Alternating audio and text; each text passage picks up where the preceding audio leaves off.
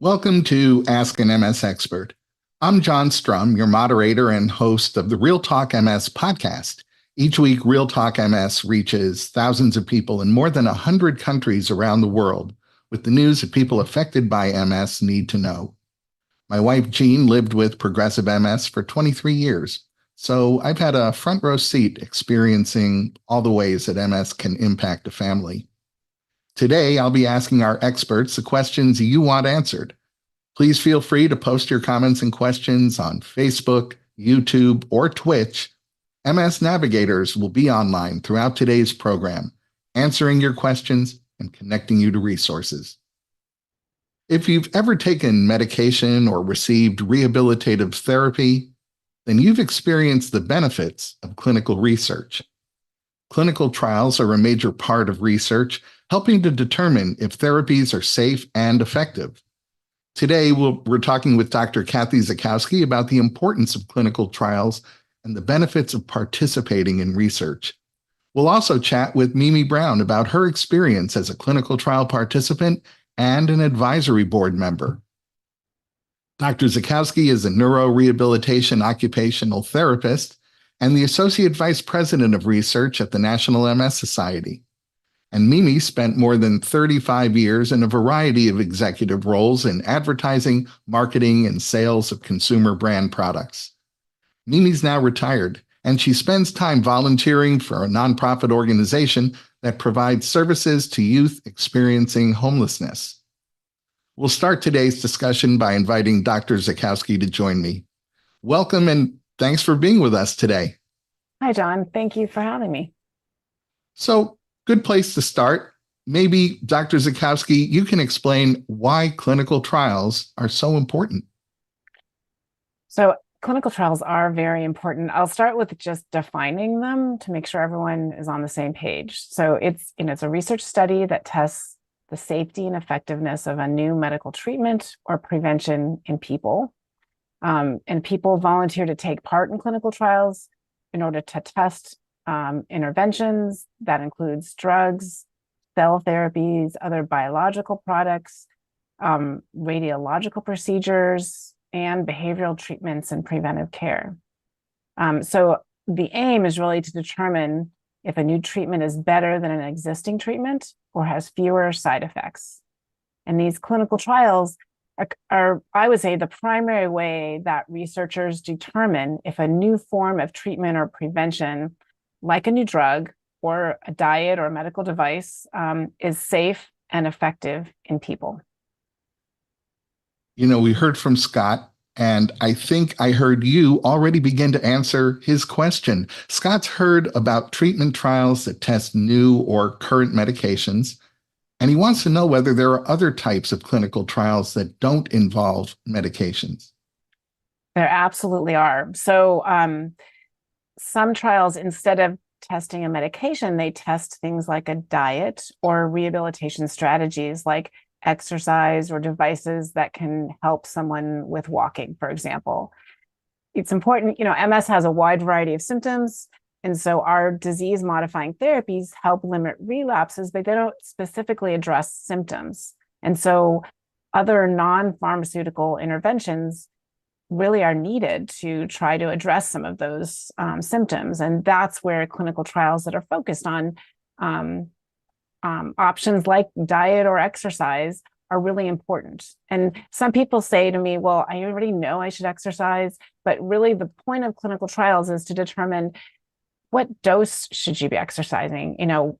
When is that intervention most effective? When should you exercise? What kind of exercise should you do just for that one example of exercise? But any intervention essentially needs to be studied in a very rigorous and careful way to determine what the best form of that intervention is for someone with MS. People volunteer to take part in research for a variety of reasons. What are some of the benefits of participating in a clinical trial? And while we're talking about the benefits, are there also any risks to consider? Yes, so there are both, and it's important to keep these in mind. So, I'll start with the positive. The benefits are, first and foremost, you really do get access to new treatments and new information about those treatments that you might not otherwise learn about because it's not available to everybody yet. You also get access to expert care and access to kind of monitoring your progress on this trial.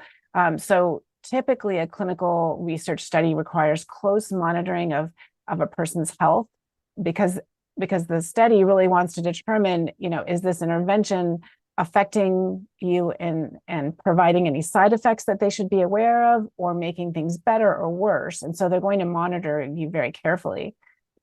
Another benefit to keep in mind is that it really does advance medical research. So if we can't recruit people to be in these studies, then we can't study certain things. And, it's really important to be able to answer the questions and be able to determine what interventions are most effective and when are those interventions most effective. And it can only be done by people who volunteer their time. So I feel like that's one of the benefits is really just you're helping others.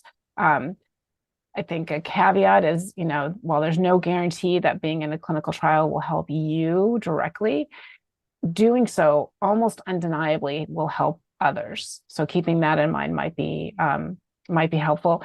And last but not least, because I know it's important to everybody, is typically you get some compensation for being in a trial. So they're free to be involved in, but some include payment for the time and travel and the effort that you put into being in a trial.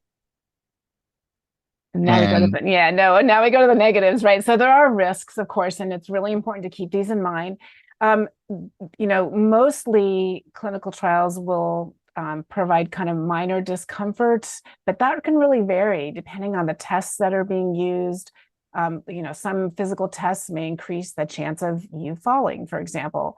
But there can also be higher risks that are much, much worse. And that's why understanding the study is so critical before you participate.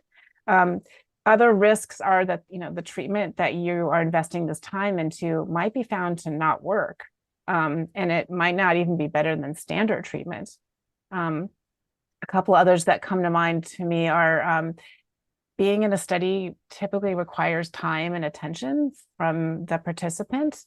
And this might be more time and attention than you would need to put into a standard treatment. That could include more visits to a clinic or more tests or procedures. So all of those things could be seen as risks or just not as positive as the benefits that you might receive.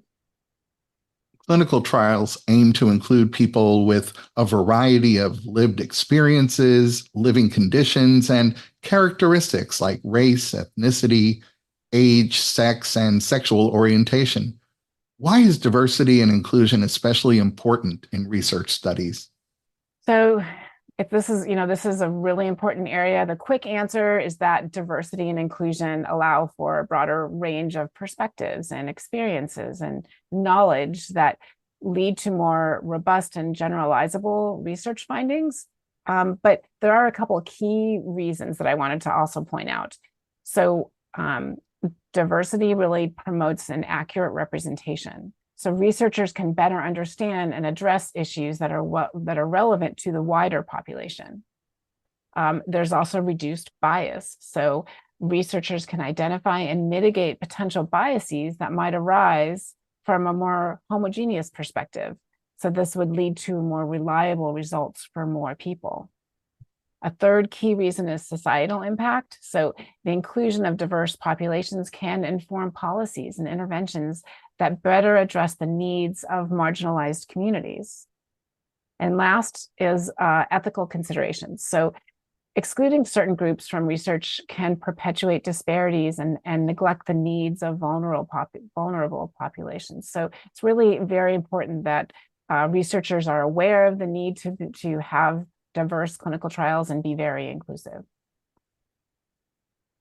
We heard from Keisha, who says she's wondering how it's determined that a therapy is safe enough to be tested in a clinical trial with humans. Yeah, it's a really good question. And there's very standardized phases for clinical trials. So a phase 1 trial are studies that usually test a new drug or a new intervention in a very small group, to identify side effects and a safe dosage range. Phase 2 are studies that test treatments that were safe in phase 1, but now need a larger group of human subjects to monitor for adverse events. And then phase 3, as you're kind of getting the picture, probably it gets bigger. Studies are conducted on an even larger population and in different regions and countries. And this is a step right before a new treatment is approved for the public. And then there's a phase 4.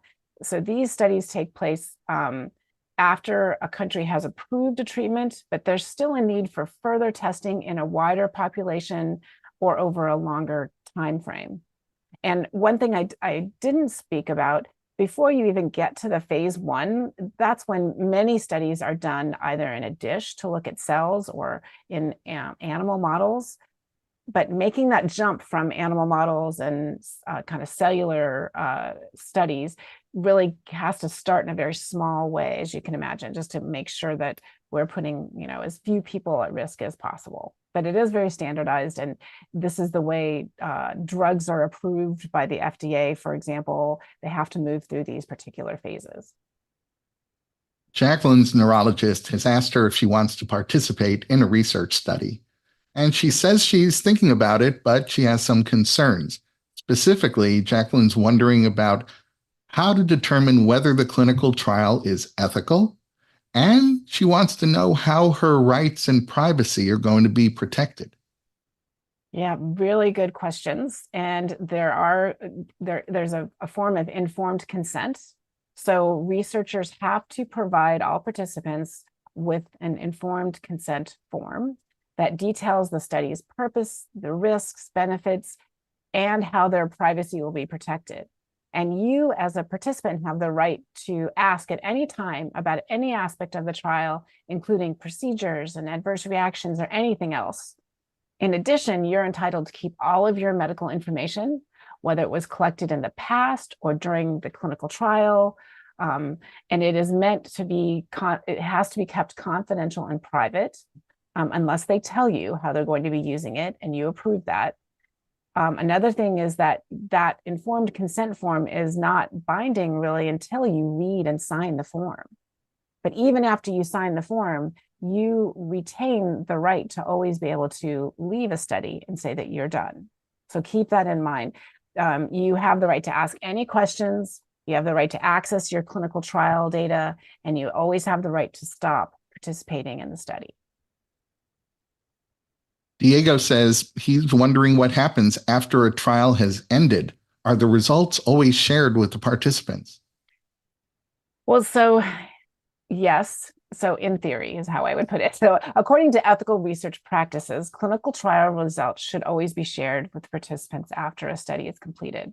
This is done typically in the form of a summary that is understandable to the general public, allowing everyone to understand the overall findings of the trial and how their participation contributed to the research. But I will say that some people will say, some researchers will say, we'll publish a paper and we'll share that with you. And that's another way to be shared, that they can share the results. But again, you have the right to ask them, how are you going to share the results, and make sure that's clear to you before you even think about participating. Jack wants to know the best way that he can learn about active clinical trials for multiple sclerosis. So there are a couple of ways. I mean, the first thing would be just to ask your network. Ask around, ask your local neurologist or other clinicians you may see in the MS clinic. Ask friends if they know about it, because often people in your local area will learn about things and it's shared just via by mouth, or I guess electronically. Two other more formal ways would be to go to the National Library of Medicine's clinicaltrials.gov. So you just put into the Google search bar clinicaltrials.gov, and that will open up a whole database of all active clinical trials in the United States. It will provide information about the purpose of the trial, who can participate, where is it being held, do you have to live in that area to participate, and even phone numbers for more details. And that is open to everybody. So I really encourage you to look there and do some searches based on your interest or your location. A third place, though, is the National MS Society. So we have a website. If you search participate in a clinical trial, you'll get a page, and there's a button on that page that helps you find clinical trials in your area. That's literally what the button says: find clinical trials in your area. So there are ways to find where, active clinical trials, and I really encourage you to use these resources because it is a kind of a good way to learn about MS and learn about some new potential interventions. Well, I want to thank you, Dr. Zackowski. Now I'd like to welcome Mimi Brown to our conversation. Thanks for Hi. joining us, Mimi. Thanks for having me. Well, perhaps we can start with having you tell us a little bit about your MS journey. My MS journey is I have primary progressive MS. And so it started later in my life in this case, which makes it sometimes different than many that get diagnosed earlier. I started having symptoms when I was 50, like 50 years old, and very perplexing. Finally was able to get diagnosed when I was about 55. And I ended up going to, I live in Colorado. I went to University Colorado Health Centers. There's a Rocky Mountain Center for Multiple Sclerosis. And I went there, and that's where I was able to get diagnosed. And then um, honestly, they surrounded me with support immediately and just the whole process, especially later in life, thinking, wow, this is what's going to happen next. I think I was very, very well supported. I'm fortunate. I understand you've participated in more than one clinical trial. How did you learn about the clinical trials that you participated in, and what motivated you to enroll? After my diagnosis in the first 6 months or so, I was in close contact with that clinic and my doctor specifically. And I think I got to the place of, okay, what can I control? What can I do? And he set me up with a physical therapy group that also focuses on MS. And they were able to help me not only start with some physical therapy and adaptive devices, which I did need, but then mentioned to me, would you be interested? So it was kind of this organic process for me as part of the whole care team that was provided. And so I was really hesitant. And then I thought, wait a minute, I can do this for myself, hopefully for improvement, but I also can help pay forward all of this great support that I've been receiving from this clinic to help others with similar situations. So, can you tell us what you did as a participant in these trials? I've done, I want to say 4 trials through this particular clinic. The one that I think was most effective and interesting for me personally was actually a 12-week trial. And all of these, since they're related to movement and all the physical aspects of your body, this one was focused on vestibular. The one that stands out was focused on vestibular and balance activities, and it was pretty fun. I went to the clinic twice a week for 12 weeks, and a lot of walking, a lot of talking while I was walking, some taking a small ball and bouncing it from hand to hand, turning my head from side to side, closing my eyes, walking backwards. And they did a pre-test for me and the midpoint and then a post assessment of where am I? And the clinical assessment was actually done on a computer and a pretty sophisticated monitoring device. And it was fun to be able to see my progress throughout that 12 weeks, demonstrating that yes, that type of activity as well as the frequency of it was making a difference. I think my number went from whatever the baseline for me was, it improved over 35%. Well, that perfectly leads me to my very next question. I was going to ask you whether you experienced any benefits or side effects from the studies that you were a part of. I think that the benefits, in addition to just that feeling of wow, this makes a difference, is it was a lot of it was mental health as well. Meaning I felt so much better about what I could do for my own self. And then I thought, wait a minute, this is exciting because it can maybe hopefully help others. So that was probably the two parts of my benefit, certainly the physical side and then the mental, well, I'm doing something to help someone else. Side effects, I did not have any. I would say that, well, I should not neglect the fact that these exercises were tiring. And I did have to rest the rest of that day because it was basically an hour of doing exercises. So it took a lot out of me, but I was able to recover within a few hours or half a day. Speaking of that time commitment, we heard from Erica, and she wants to know what the time commitment was like for you and how it impacted your day-to-day schedule. That is a big deal and very different possibly than some of the other clinical trials. Physical therapy, you need to be with a physical therapist. And so I would drive each time to and from the clinic, and that was about a 15-20 minute drive from my house plus traffic, and then the parking and the walking. And so honestly, it was a time commitment. They were very flexible in the when I could come in and go. I could work it around any other activities that I had. And so I would say that my day-to-day schedule, since I did have people in my network that understood, okay, I'm going to take off now and go participate in this. It was something I could work into my regular schedule, I should say. You're an advisory board member for the STEP for MS clinical trial. What are your responsibilities as an advisory board member, and what's your experience been like? I was also so honored to be asked to be on this advisory board. The Step for Miss clinical trial is actually a national trial. The ones that I had been in, most of the participants were in this region that I live in. The responsibilities there really run the gamut, and it's been a multi-year trial. So I, along with 11 others that are also a diverse board, there's an MDs, there's physical therapists, there's three or four of us, I think, that are living with MS, and there were some people from the insurance. And what was the investigators doing this study were able to access us on an every other month basis to say, here's what we're doing, what do you think? And that started pre-enrollment, then during enrollment, and how it was the participants were progressing.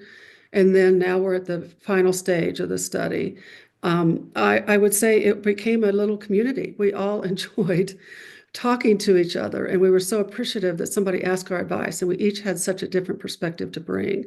So I would just say that the experience was amazing, and I am very excited for that information to be rolled out. Someone listening to our conversation might be thinking about participating in a clinical trial. What advice would you give them? I think Dr. Zackowski covered a lot of the questions. I would ask questions, and I think some of them have already been covered. I would also really encourage some to talk to your support team, your partners, your families, any other folks to say, what do you think about me participating in this? Because there is a commitment, and I believe that I, for one, if I am signing up for this commitment, I would like to see it through, barring any other unforeseen circumstances. And so I really feel like asking those questions and then talking to your support team is something that's very, very important. Well, Mimi, both you and Dr. Zackowski have shared what I know are some very helpful insights about understanding and participating in clinical trials. I'd like to ask each of you for the top takeaway that you'd like our viewers to remember and use. So, Mimi, let's start with you. I think my top takeaway from all of the trials that I've been in and the advisory board is that I encourage any individual living with MS to focus on what you can do and recognize that you can control certain aspects of this disease for yourself. And I think it's such a positive way to cope for me personally, and also to help improve my own trajectory of the disease progression. So And that's Dr. Zackowski, what's your top takeaway? Can I give two? Because I have two ideas that I thought I wanted to share a little bit more. Sure. One, it's a little bit of a takeoff from what Mimi was saying, is I really, if you see a trial that's interesting to you, be a critical reviewer. Ask all your questions to the person who's telling you about the study before you participate. No question is dumb. Remember, they need you, so they should treat you with respect and answer your questions. And you should feel, I would say, excited and ready to participate before you start the trial. That's one comment. The other is, if you complete a trial, I really encourage you to talk about it with your friends. Share the knowledge you learned. I'm going to tell you, as a scientist, recruiting participants for a trial is a very huge limitation, and this ultimately limits research progress. So if you share your experience, positive and negative, that I'm hoping will encourage people to be aware of the different studies and be encouraged to participate, and in that way help to move science forward in the many different interventions that are thought to be helpful, but we don't know enough just yet to say that they are helpful. Well, Dr. Zackowski and Mimi, I want to thank you both for being with us today. Thank you so much for having me. Thank you. Today's program survey has now been posted in the chat for your feedback. Please take a minute and complete it to help us create programs and topics with you in mind. Please be sure to visit the Society's website for information and resources on MS, connection opportunities, and ways for you to get involved. You can also connect with an MS navigator to receive personalized support by phone, email, or through the Society's website by chat. A recording of today's program will be posted on the MS Society's website at nationalmssociety.org/MSexpert, as well as on Facebook and YouTube. And finally, I'll invite you to join me each week on the Real Talk MS podcast, where we continue the conversation that we start here. You can find Real Talk MS on Apple Podcasts, Spotify, Amazon Music, or wherever you find your favorite podcasts. Thanks for joining us for Ask an MS Expert. We'll see you next week.